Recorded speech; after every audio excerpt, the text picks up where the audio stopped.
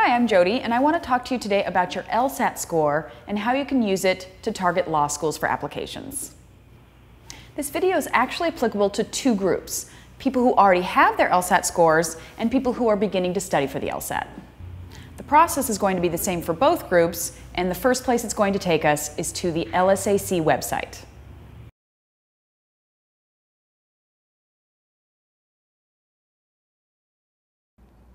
So here we are on the lsac.org website, and if you haven't been here already, this is where you'll go to sign up for the LSAT, and you can also do things like apply to law schools through LSAC, and they'll become a clearinghouse for things like your law school letters, your applications, things of this nature. So what you want to do when you're on this website is you want to click on this link here, the official guide to ABA approved law schools. And what it's going to do is take you to the second page, and you're going to want to click on this link here, which is the undergraduate GPA/LSAT search. Now you'll note that there are other ways to look up law schools. There's a geographic search in case you only want to go to law school in, say, the Chicago area or the Los Angeles area.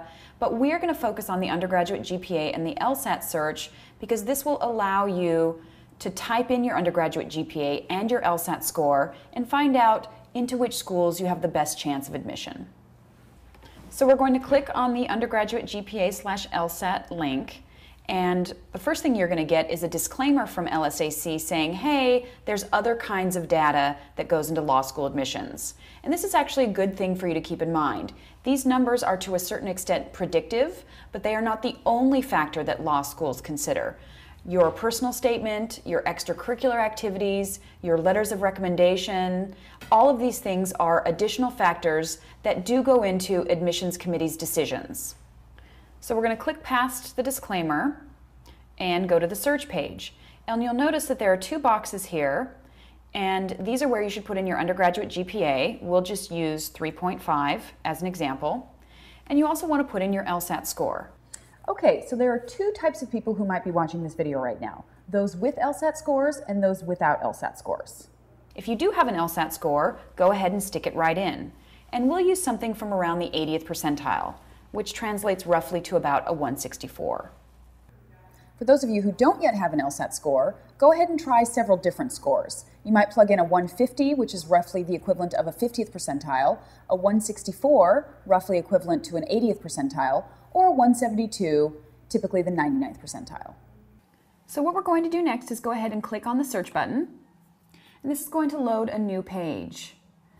Now, this is not really the color scheme I particularly would have chosen, but we're not interested in our Mardi Gras colors. What we really want to look at is what these numbers are telling us about all of these ABA accredited schools. So in order to see what these numbers are saying, let's take a closer look at one of these schools. And let's go ahead and scroll down here to Arizona State.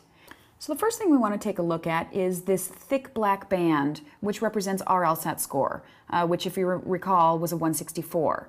And the smaller bands on either side represent the range of your LSAT score. And when you do receive your LSAT score, you will get two sort of parentheses or arrows to each side of it, and those indicate the range of your LSAT score. Now, what's also important here is this green area, which represents Arizona State's 25th to 75th percentile for their entering class in 2007. And if you look down at the scale, you'll see that the 25th percentile was about a 155, and the 75th percentile was about a 162. So if you compare their range for last year's admissions statistics to the 164 that we received, you'll see that a 164 is actually a really good score for Arizona State. Moving over to the undergraduate GPA column, what we'll find is the 3.5 that we entered, signified here by the black band, is somewhere in the middle, a little on the lower side of the 25th to 75th percentile for Arizona State for last year. So whereas our LSAT score was higher than their 75th percentile, our GPA is actually a little bit below the 50th percentile range. Okay, so now we come to the promised land, the moment you've been waiting for, and that's column number 3, which is the estimated likelihood of admission based on fall 2007 data.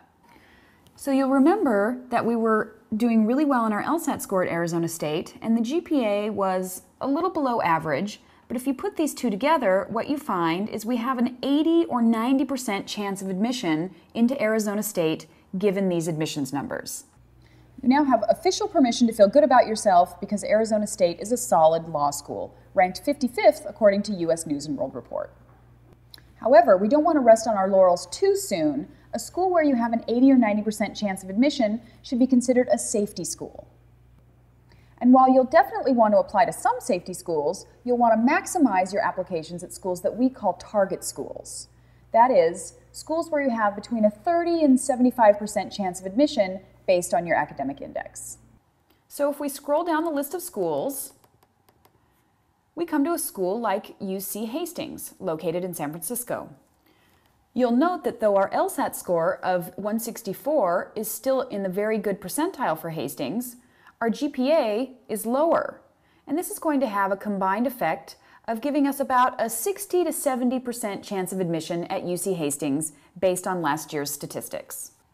And it makes sense that UC Hastings is a little more difficult to get into because according to U.S. News and World Report, it's ranked about 39th, whereas Arizona State was ranked about 55th. And we don't have to move very far down the chart to find what we like to term a reach school. Here we are at UCLA, and we'll note that our LSAT score of 164 is right about the 25th percentile for UCLA. Our GPA of 3.5 is even lower than their 25th percentile. And this is going to give us a combined chance of around 20% to gain admission into UCLA based on these numbers. So given this percentage likelihood of admission, UCLA is again what we would call a reach school because although gaining admittance to it is possible, it's going to be difficult just given the numbers based on your LSAT score and your GPA.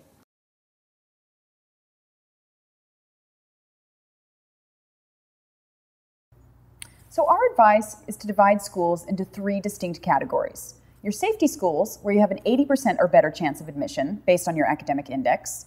Target schools, where you have roughly a 30 to 75% chance of admission. And reach schools, where you have a 25% or less chance of admission based on your academic index. Don't forget that there are also other factors outside your GPA or LSAT score that may increase or decrease your chance of admission at a specific school. These things could include your ethnicity or a well-written personal statement. So if you're interested in a particular school, it's a good idea to call that school, tell them your story, and ask what your chances of admissions may be.